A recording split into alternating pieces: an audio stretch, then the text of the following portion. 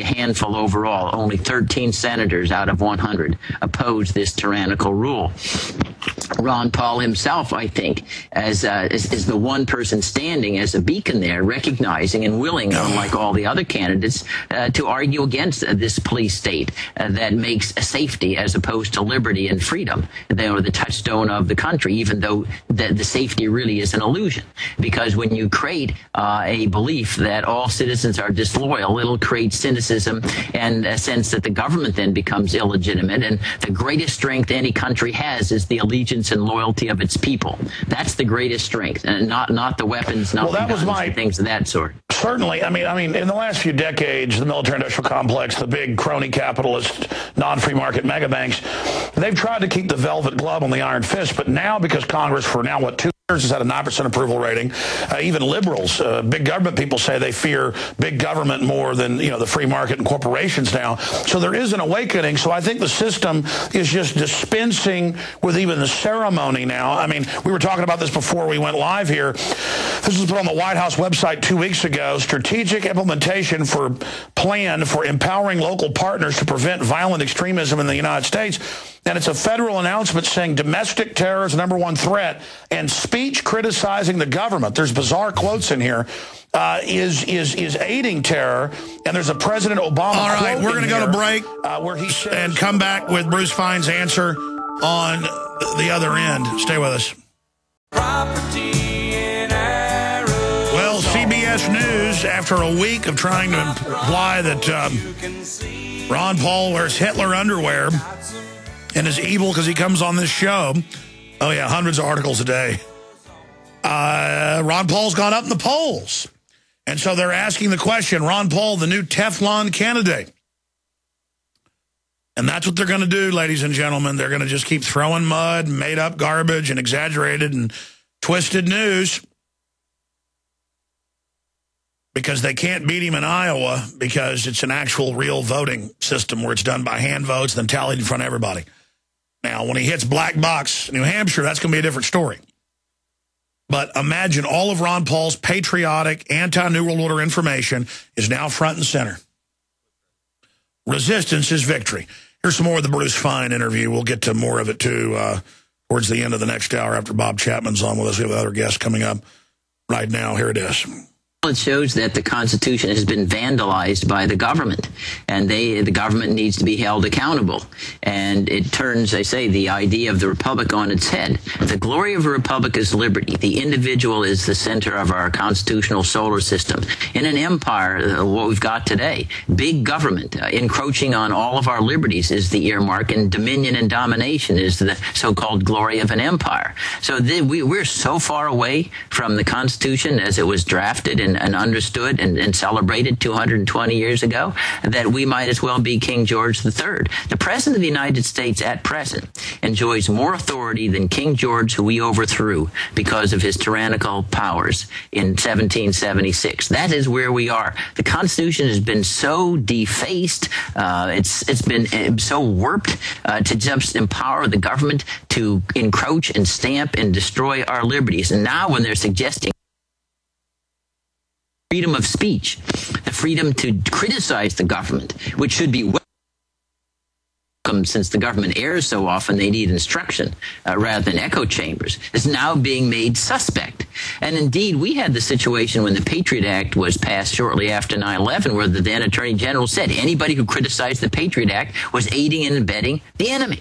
It's this delusion that causes the President Obama to say he doesn't understand why people in Afghanistan or Pakistan are trying to kill our soldiers just because we're trying to shoot them, Maybe it's because if we stop shooting them, then they wouldn't be protesting with violence. And maybe if the government obeyed the Constitution, they wouldn't get the extreme speech. And I don't want to suggest that we're at the precipice of justifying, violent revolution. But we never should forget that in that Declaration of Independence that Thomas Jefferson wrote and all of our founding fathers subscribed to, it says, when a government evinces a consistent train of action that displays an intent to reduce us to vassals, there's not only a right, a duty to change and overthrow the government and to supply a new dispensation that will protect our liberties. And the government's got to recognize You cannot continue to try to oppress all of our opportunities to speak and to argue and to display total and complete opposition to what we think are vandalizations of our constitutional rights, and expect to retain power. One of the things that I think is most unfortunate because of the historical ways in which it was, some respects, was discredited, we need to go to the impeachment power. You know, Congress needs to stand up to the plate. The members should be impeached themselves if they're not honoring the Constitution, and any president of the United States who says that he can use the military to arrest us because he says that he suspects we're substantially aiding Al-Qaeda or Taliban, we don't have a right to rebut it. There's no trial. There's no accusation. We just get to rot. Yeah, why would Congress should not stay there? Well, I mean, there's several questions here, but it's all intriguing and is the big issue of the day. Why would the Congress try to give the president the power of a dictator? But before you go there, Ron Paul, the congressman, the presidential candidate, was on my radio show last Tuesday. And the video of it's gone around the web. It's been seen millions of times. It's radio/TV. And he said basically what you've said, but he said the NDAA, the National Defense Authorization Act, establishes martial law in this country. And that's what Jonathan Turley said. That's basically what you've said. And literally more than 200, if you go to Google News and type in Ron Paul, Alex Jones, from that interview, more than 200 newspapers, CBS, ABC TV, basically said Ron Paul's an extremist and dangerous, and groups said that's why he's being kicked out of the upcoming debate. We'll be right back, folks. Stay with us. We have a special guest straight ahead. It's Friday edition. We're on the mark. Okay, here is the deal. It is Friday. Sometimes I let the globalist tyranny get me down, but I should be very positive. It's these type of struggles that separate the mice from men and that give people a chance to decide what they're going to serve, good or evil. It really is a fight between good and evil, as my guest said the other night when I had him on the TV show, Joe Joseph. We're going to him. He works for the Department of Defense in highly classified areas. We'll just leave it at that. And has a high-level national security clearance. But he pointed out stuff that was marked sensitive but was public on DOD bid sites. And about an hour after we went live with it, they jerked it down. But we had saved it by then. And it deals with the plan for the Red Force versus the rest of the public, military manning the camps, taking over every facet of society. It couldn't be a bigger piece of news. In some of the other news, there's an article out today. It's up at Infowars.com, also DrudgeReport.com. TSA does additional screening for holiday cakes.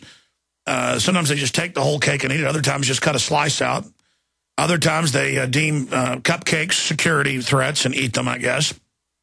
We've got all of that craziness going. Also, the head of the IMF urges member states to boost funding, including the United States is giving them money. Elder Bush has endorsed the globalist Mitt Romney, Mr. Carbon Tax, Mr. Open Border, Mr. Abortion. So, of course, Mr. Rockefeller Republican endorsed him. And the Republican establishment is decrying Ron Paul because he's an actual libertarian, constitutionalist, classical conservative.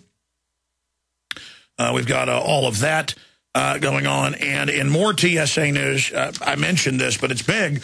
Congress has funded massive expansion of TSA checkpoints all over the country, complete with MP5 submachine guns, dogs, everything. And they say they're just going to randomly search you everywhere. I mean, you want to live under a federal dictatorship? Well, they're happy to do it for you. Why is all this coming? Because you think the economy's bad now? The New World Order plan is to destroy the economy. Another big report out here that they got studies showing that Americans are scared to fly thanks to TSA. Yeah, I've talked to bus drivers and looked up the numbers.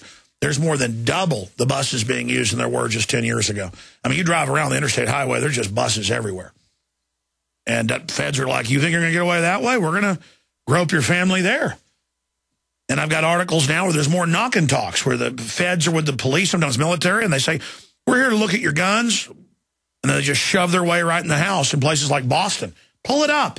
Oh, that can't happen in America. Oh, really? Oh, really?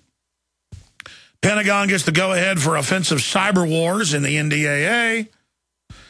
Here's that article out of the Associated Press. Dessert-toting traveler thinks TSA takes the cake, and it goes over all of that. Here's another one. We won't have time to play this clip, but it's up at Infowars.com from CNN. Congresswoman, TSA screeners should stop impersonating federal law enforcement officers. They've got a new piece of legislation called STRIP. That's the thing. A federal marshal or even the out-of-control FBI can't go to a park and say, you might be a terrorist, prior constraint, guilty until proven slave. I'm going to touch your pants on the outside. That's sexual assault. I'm going to go in your pants. That's aggravated assault. But TSA, I've had TSA agents tell me, I'm going to go in your pants now. And I told the guy, okay, go ahead, I'm going to sue you. So he didn't.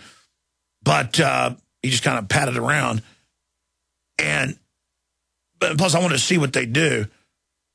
And he said, it's my administrative privilege, and I've had a background check. Well, my goodness. See, we're all guilty. We're all criminals. We're all scum.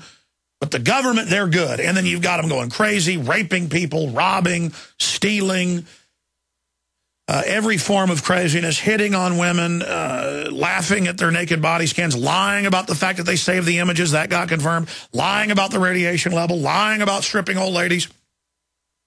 It's a culture of total lying. And this is make it or break it. They want to break our will. But you notice their groping is waking everybody up. So this is one of the big unifying issues for liberals, conservatives, you name it, where people understand that this is not a good direction that our country is going in, and it's also a giant federal power grab. So we've got those reports. We're going to our guests here in just a moment. Continuing, Bachmann campaign lies about Iowa, says that she's tied with Ron Paul, even though she's got 2.77%, and Ron Paul's as high as 30 in some of the polls, and rising under attack. See, again, that shows the so-called mainstream media isn't the agenda setters. But they got the black boxes, though. They'll be fraud later, don't worry. Continuing, Paul's position, play well in Iowa. Wall Street Journal, again, CBS News says he's Teflon. And it goes on from that point. Let's go ahead and go to our guest. If you just joined us, Joe Joseph was on with us for about 30 minutes the other night on the nightly TV show, InfoWars Nightly News, 7 o'clock. And it was he and his wife kept sending us emails saying, look at this Department of Defense contract, look at that one. This is all public stuff.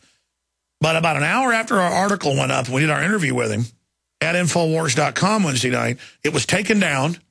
The documents about the military to run and Northcom to run, the continuity of government collapse in the FEMA camps and the Blue Force versus the public. They pulled it and put a message up that we've got in a subsequent article saying, Department of Defense employees, you're not supposed to upload classified material or even sensitive. So I guess the message is, and I haven't talked to Joseph since then. So, Joseph, what do you make of this? Have you had repercussions? Because as you pointed out, you didn't talk about any classified stuff not about the things you're involved in. You as a citizen are allowed to contact a talk radio person and say, hey, do you see this public thing? And break down how important it was. And it is big news, obviously. And they pulled it. What do you make of that, and what's happened since we talked to you 36 hours ago or so? No, Alex, it all comes down to accountability, and that's the only thing that I'm trying to achieve here is to hold these people to account for taking away our liberties and freedoms. I mean, this is ridiculous stuff, and I want to point out, yeah, they pulled it. I have no idea why they pulled it. It's an open source document, and if you go through FBO.gov, which is a free open source website that the public can go on, much like the CBO. You can go to the CBO, Congressional Budget Office, and go and look at all the congressional numbers.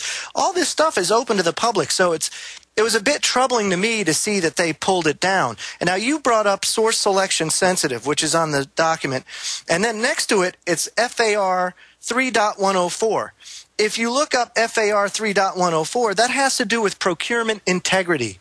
All that says is there's guidelines that you have to follow as a contracting entity within the federal government to properly put this contract out for bid. Probably because it's $umpteen million contract, and I don't even know how much it is. Oh, this thing's got to be in the tens of billions, how gargantuan it is. Well, I don't know. I'm not privy to that kind of information, but I'll tell you how I stumbled upon this and where it really got me is when you were talking about the